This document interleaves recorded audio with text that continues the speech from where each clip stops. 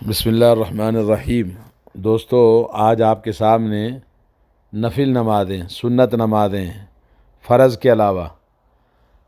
نماز کے علاوہ جو کہ فرض اللہ تبارک و تعالیٰ کی طرف سے ہمارے اوپر لازم، واجب اور فرض ہے، جس کے اندر کوتاہی گناہ کا سبب ہے، چھوڑنا گناہ ہے۔ نبی علیہ الصلوۃ والسلام نے فرمایا، العہد الذی بیننا وبینہم ترک الصلاۃ فمن ترکہا فقد کفر۔ ہمارے اور کافروں کے بیچ میں جو فرق ہے وہ نماز کا ہے، اگر نماز چھوڑ دیا تو وہ کافر ہو گیا۔ یعنی آج دنیا میں مسلمان کی نشانی لباس سے کوئی پتہ نہیں چلتا، سارے مسلمان ایک جیسا وہ جبہ کرتا ٹوپی سب نہیں پہنتے نا، تو نماز سی ایک ایسی علامت ہے جس سے ہمیں مسجد میں آنے سے پتہ چلتا ہے، نماز پڑھنے سے پتہ چلتا ہے کہ وہ مسلمان ہیں۔ تو ایک ایسی علامت ہے جو اللہ کے نبی صلی اللہ علیہ وسلم نے فرمایا، ہمارے اور کافروں کے بیچ میں فرق صرف نماز کا ہے۔ نماز جو پڑھا وہ مسلمان ہے، جو نماز نہیں پڑھا وہ کافر ہے۔ اور اس کے علاوہ یہ تو فرض نمازیں ہوئی جو دن بھر میں 17 رکعت ہم پر اللہ کے نبی صلی اللہ علیہ وسلم نے فرض قرار دیا۔ 17 رکعت اللہ کی طرف سے ہمیں پڑھنا ہے 5 وقت میں۔ لیکن جو سنت نمازیں ہیں اس کا جو حکم ہے آپ دیکھیں، سنت نمازیں کون سی ہیں کہ جس میں فرض کے علاوہ آپ کو ترغیب دلائی گئی ہے کہ اس کے پڑھنے سے آپ کو یہ فائدہ ہے۔ آئیے ہم سنتے ہیں۔ سب سے پہلے فرائض کو جو پڑھنے کے بعد اس کے اندر جو کمی رہ جاتی ہے اور اس کے اندر ہمارے ادا کرنے میں جو نقص رہ جاتا ہے تو اس کی تکمیل ہوتی ہے سنت سے۔ ایک حدیث ہے حضرت تمیم الداری رضی اللہ تعالیٰ عنہ سے مرفوعاً، وہ کہتے ہیں، اول ما یحاسب بہ العبد یوم القیامت صلاتہ۔ بندے کا نام اعمال میں سب سے پہلے جو حساب ہوگا عبادتوں میں نماز کا ہے۔ فإن كان أتمها كتبت له تامة، اگر وہ نماز اس کی مکمل مل جائے تو پھر اس کو مکمل نماز لکھی جائے گی۔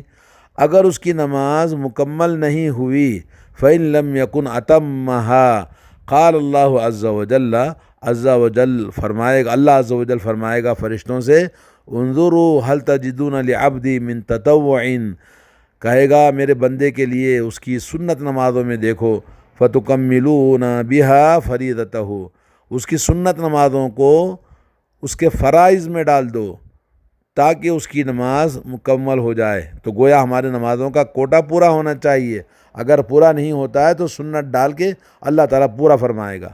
پھر اسی طرح سے زکوٰۃ ہے، زکوٰۃ کو دیکھو کہ یہ زکوٰۃ پوری دیا کہ نہیں دیا ہے، تو پھر کہیں گے بھئی اس کا صدقہ اور خیرات ڈال کے اس کو مکمل کر دو۔ پھر اسی طرح سے تمام اعمال کو اللہ تبارک و تعالیٰ نے مکمل کیا ہے۔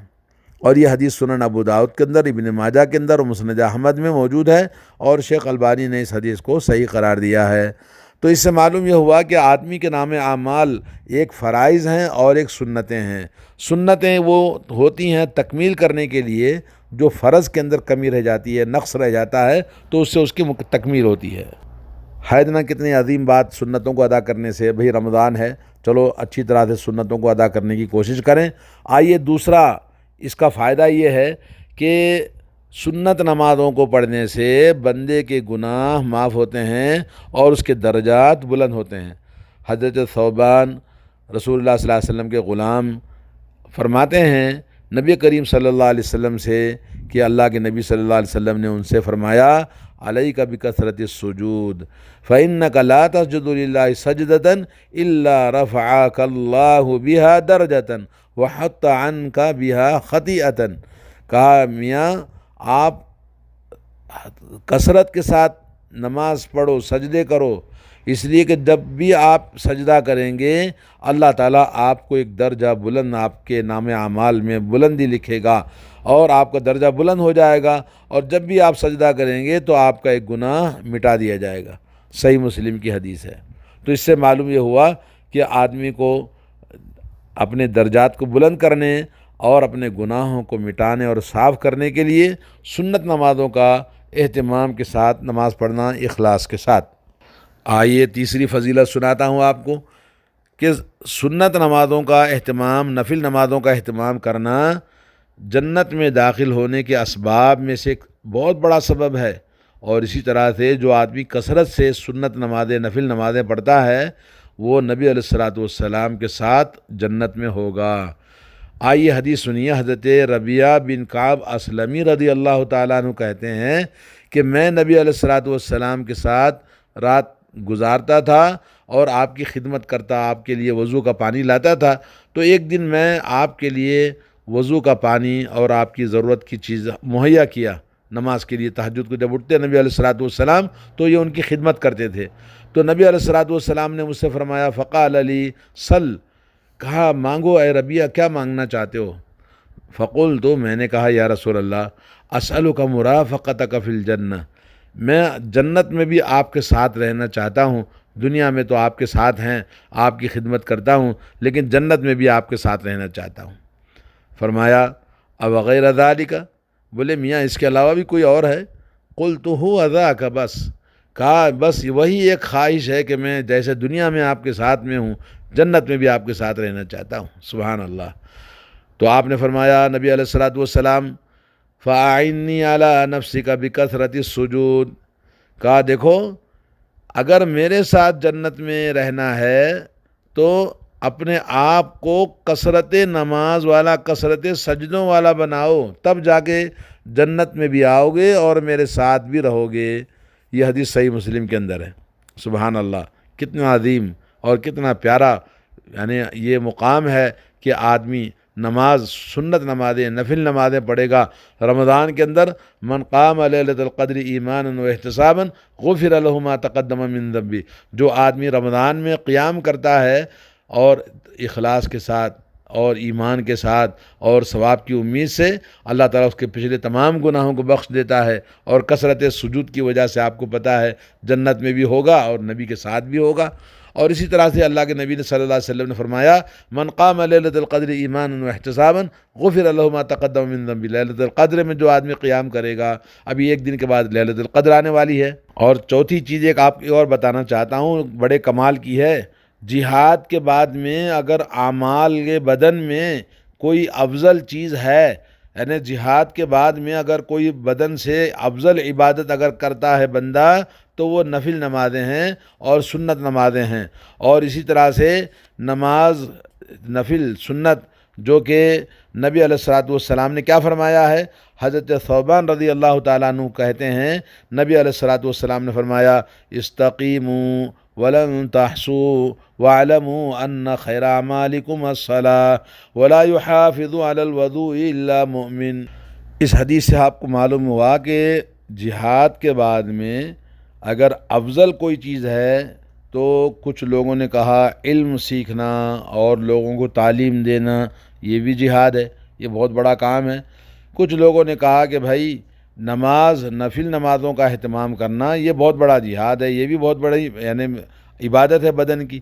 تو اس سلسلے میں ائمہ کرام میں سے امام مالک، امام ابو حنیفہ رحمۃ اللہ علیہ نے کہا کہ علم جو ہے وہ جہاد کے بعد سب سے بڑا افضل عمل ہے، اور امام احمد بن حنبل نے کہا کہ جی نماز، اور اسی طرح سے امام شافعی نے کہا کہ بھئی نماز۔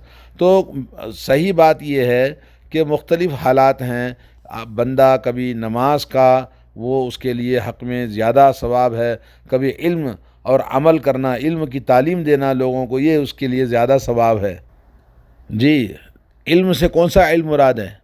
دین کا علم، اللہ کی معرفت کا علم اور توحید کا علم، آخرت کا علم، جنت کا، جہنم کا اور اعمال صالحہ کا اور اللہ رب العالمین کی توحید کا علم، یہ سب سے افضل ہے اللہ کے راستے میں جہاد کرنے کے بعد، کیونکہ علم جب زیادہ ہوگا تو ظاہر بات ہے عمل بھی زیادہ ہوگا۔ آپ کو پتہ ہے کہ درخت کو پانی پیٹ بھر کے ملے گا، اچھا پانی دیا جائے گا تو اس کے پتے ہرے بھرے رہتے ہیں، پھل کے اندر بھی رس ہوتا ہے اور میٹھے ہوتے ہیں۔ تو اس طرح سے علم سب سے افضل ہے بمقابل کس کے؟ نماز کے۔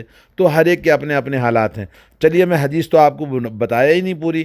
اللہ کے نبی صلی اللہ علیہ وسلم فرمایا کہ استقیموا ولن تحصوا، بھائی اپنے آپ کو سیدھا رکھو اور سیدھا ہونے کے لیے ادھر ادھر کے کام نہیں کرنا۔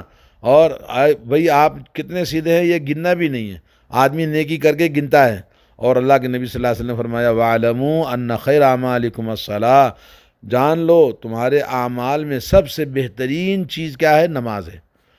اور وَلَا يُحَافِظُ عَلَى الْوُضُوءِ إِلَّا مُؤْمِنٌ، اور وضو کے اندر محافظت کرنے والا، وضو کی حفاظت کرنے والا صرف مومن ہوتا ہے، یعنی مومن وہ ہوتا ہے جو ہمیشہ باوضو رہتا ہے اور وضو کرنے میں اہتمام کرتا ہے، کیونکہ وضو کرنے کی بڑی فضیلت آئی ہے دین کے اندر۔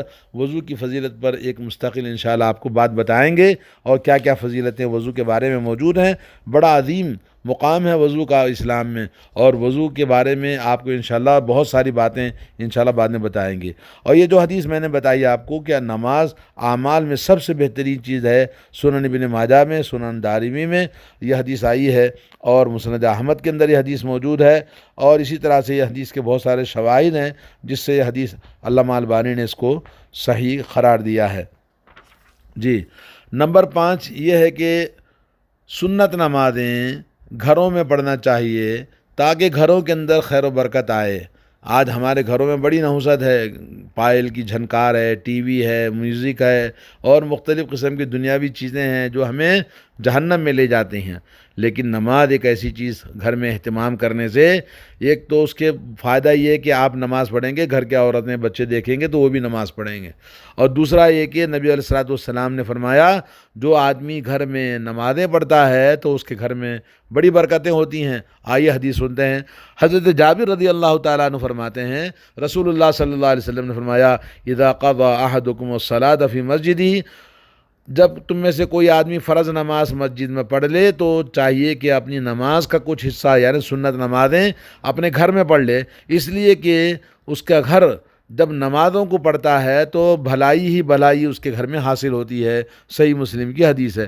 اور حضرت زید بن ثابت رضی اللہ تعالیٰ عنہ کی حدیث ہے فصلوا ایھا الناس فی بیوتکم، لوگ اپنے گھروں میں نماز پڑھو، فإن افضل الصلاۃ صلاۃ المرء فی بیتہ الا المکتوبہ، سب سے بہترین نماز جو بندے کی ہوتی ہے وہ اپنے گھر میں پڑھے، سنت نمازیں سوائے فرض کے، اور فرض نماز کے لیے ضروری ہے کہ وہ مسجد میں جماعت کے ساتھ پڑھے، جیسے صحیح بخاری صحیح مسلم کی حدیث ہے۔ لیکن آج کل فرض بھی ہماری گھروں میں ہو رہی ہے ایک لاک ڈاؤن کی وجہ سے۔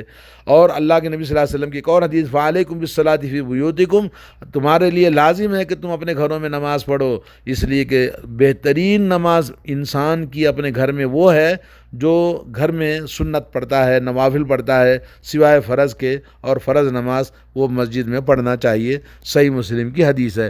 ایک اور حضرت عبداللہ بن عمر رضی اللہ تعالیٰ عنہ فرماتے ہیں اجعلوا فی بیوتکم من صلاتکم ولا تتخذوها قبورا، لوگوں گھروں میں نماز پڑھا کرو، نماز کا اہتمام کرنا، ورنہ گھر وہ قبرستان ہو جائے گا۔